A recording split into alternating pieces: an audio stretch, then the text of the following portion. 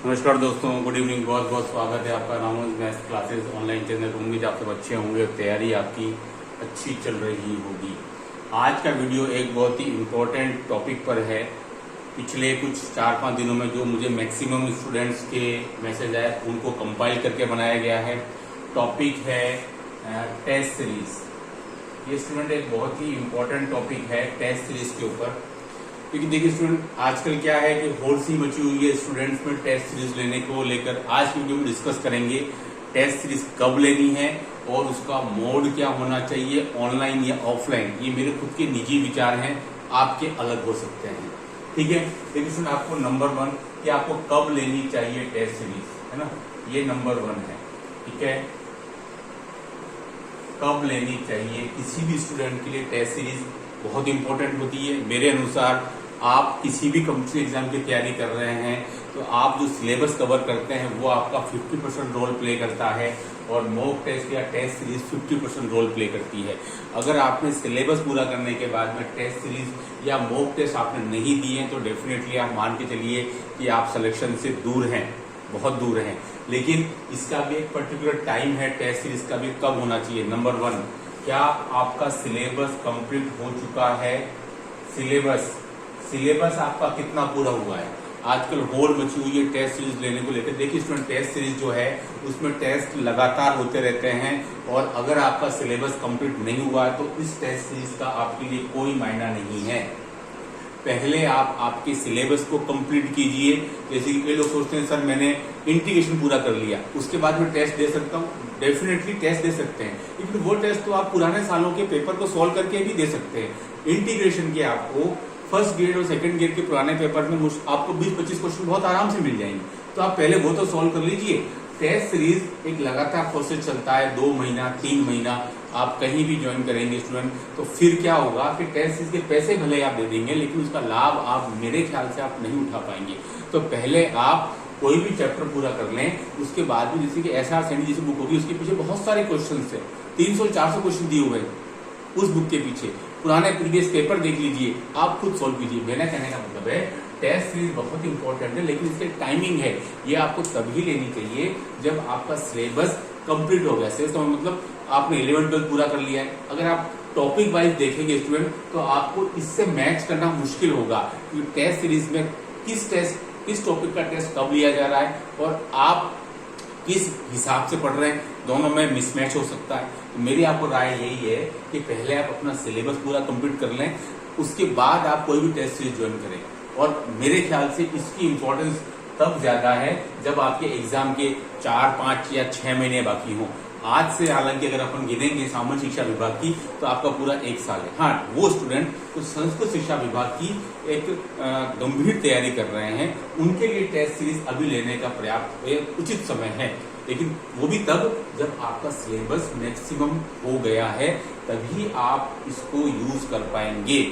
क्योंकि यहाँ पर आपके 1-1, 2-2, 2.5 घंटे के टेस्ट होंगे, आपका सिलेबस ही कंप्लीट नहीं है, टॉपिक ही उस लेवल का नहीं हुआ है, तो फिर आपके अंदर कॉन्फिडेंस कम हो जाएगा क्योंकि आपकी तैयारी आधी अधूरी रहेगी, तब आप इसका कोई फायदा नहीं उठा पाएंगे। तो मेरे ख्याल से टेस्ट सीरीज बहुत इंपॉर्टेंट है, किसी की भी ले सकते हैं, कोई भी कोचिंग की ले सकते हैं, खुद टेस्ट बना सकते हैं, लेकिन कब, जब आप इस लायक हो जाएं, बेसिक अच्छा करें, किसी भी जेई मेंस तक लेवल की बुक से आप अपने क्वेश्चंस निकालें, अपने लेवल पर पुराने सालों के पेपर सोल्व करें, प्रीवियस ईयर्स क्वेश्चन 2011 से लगा करके 2022 तक के, देन फिर आप इसको ज्वाइन करें। ये आपका लास्ट एनालिसिस होना चाहिए टेस्ट सीरीज, फर्स्ट नहीं, ये आपका लास्ट पड़ाव होना चाहिए, अंतिम पड़ाव, ठीक है।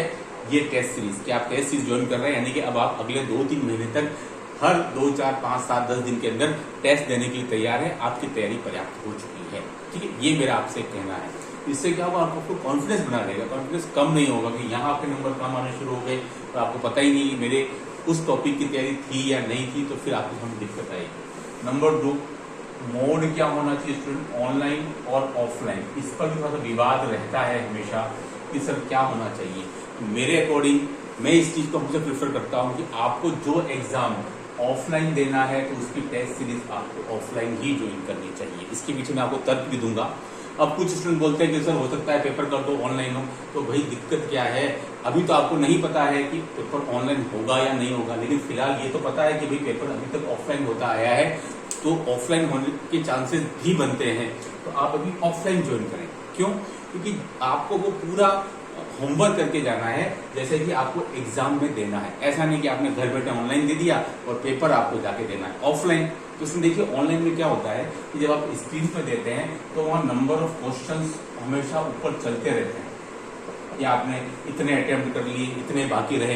ये ऑफलाइन में नहीं होता है। ऑफलाइन में आपको कभी पता ही नहीं चलता है कि आपने इतने क्वेश्चन अटेम्प्ट कर लिए जब तक कि आप खुद ना गिने, जबकि ऑनलाइन में स्क्रीन पर चलता रहता है। ऑनलाइन में क्या होता है, पूरा पेपर एक साथ नहीं ओपन होता है, क्योंकि ऑफलाइन में आप देखते हैं कि 5 क्वेश्चन इधर के, 5 क्वेश्चन इधर के, यानी पूरे क्वेश्चन पेपर आपको सामने दिखते हैं।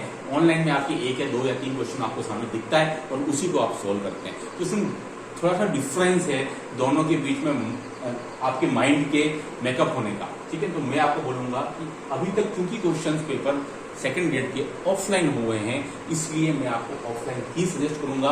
बिल्कुल उसी तरह का माहौल क्रिएट करना है जैसे कि आप एग्जाम में जाके देने वाले हैं। वही 2 घंटे चूंकि आप OMR पर आप ओवल करेंगे तो उसमें वो बहुत इंपॉर्टेंट रोल प्ले करेगा। ऑफलाइन में आप आपके आजू बाजू के लोगों स्टूडेंट को देखेंगे, उनसे कुछ कुछ सीखेंगे, आपके नंबर कम आए हैं, अगले के ज्यादा आए, उनसे आप डिस्कस करेंगे। ऑनलाइन में वो आपको तरीका नहीं मिल पाता, आप घर बैठे बैठे दे रहे हैं, आपका किसी से कोई कंपटीशन नहीं है, आप ही सब कुछ है, आप ही राजा हैं। कैसे पता चलेगा? हाँ, आपको आपकी रैंक पता चल जाएगी और नंबर पता चल जाएगा, लेकिन उसको सुधारने के लिए क्या करना है, जब तक कि आप इंटरेक्शन नहीं करेंगे लोगों से जाकर के फिजिकली, तब तक आप आपकी रैंक में सुधार नहीं कर पाएंगे। तो मैं आपको सजेस्ट करूंगा कि आपकी भी पेपर ऑफलाइन हुआ है अभी तक, अब आगे क्या होगा उसको सोच करके आप नहीं टेंशन पाल सकते हैं। मैं सजेस्ट करूंगा आपको ऑफलाइन ही बेस्ट रहेगी।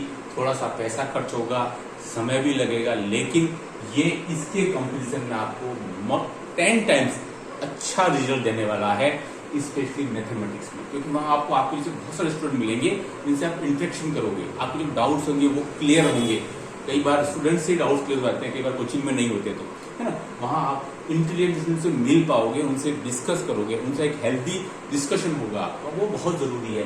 तो मैं आपको हमेशा सजेस्ट करूंगा कि जो एग्जाम ऑफलाइन देना है, भले ही कल को ऑनलाइन मोड आ जाए तब आप ऑनलाइन ज्वाइन कर लेना। मुझे नहीं लगता किसी भी कोचिंग के टेस्ट सीरीज के पैसे बहुत ज्यादा होते हैं, 500, 1000, 1200 में आपको मिल जाती है टेस्ट सीरीज। ठीक है, तो मैं आपको सजेस्ट करूंगा ऑफलाइन। अगर आप मुझसे पूछते, ज्यादा स्टूडेंट जो पूछते हैं वो मैं आपको ऑफलाइन ही सजेस्ट करूंगा, क्योंकि मैथमेटिक्स में ऑफलाइन का अलग इंपॉर्टेंट रोल है, ऑनलाइन का अलग इंपॉर्टेंट रोल है। इसको सजेस्ट नहीं करूंगा, इसको सजेस्ट करूंगा। और आप मानिए, आप अगर ये ज्वाइन करते हैं तो डेफिनेटली आपको कई गुना ज्यादा बेनिफिट होगा रादर देन ऑनलाइन। ऑनलाइन में आप घर बैठे दे सकते हैं, कुछ पैसे ही बच जाएंगे, लेकिन आप अपने भविष्य को देख रहे हैं। आप कितनी बार एग्जाम की तैयारी करेंगे, बार बार एग्जाम की तैयारी नहीं कर सकते। जो भी है वो एक बार में कंप्लीट झोंक दें तैयारी करने के लिए, फिर देखिए आपको रिजल्ट 100% मिलेगा। यहाँ आधा अधूरा है, लेकिन यहाँ थोड़ी सी मेहनत करनी पड़ेगी, आपको थोड़ी तकलीफ भी होगी, लेकिन मैं आपको सजेस्ट करूंगा ऑफलाइन टेस्ट सीरीज ज्वाइन करने की। अगर आपकी तैयारी कंप्लीट या 70 to 80% हो चुकी है तब तो आप ज्वाइन करिए। अगर आप इनिशियल स्टेज में हैं, 15-20% हुआ है और आप टेस्ट सीरीज परचेज कर लेते हैं कि सर बाद में करेंगे, तो भाई अभी तो उसमें तो 5 से 6 महीने लगेंगे सिलेबस कवर करने में, तब तक उसका कोई यूज नहीं रहेगा। ठीक है, तो आप जब आपका सिलेबस कंप्लीट होने पे आए तभी आप परचेज करें। इस वीडियो में इतना ही। उम्मीद है ये वीडियो आपके लिए यूजफुल साबित होगा। Do like, share, subscribe my channel. Okay, thanks, बहुत बहुत धन्यवाद।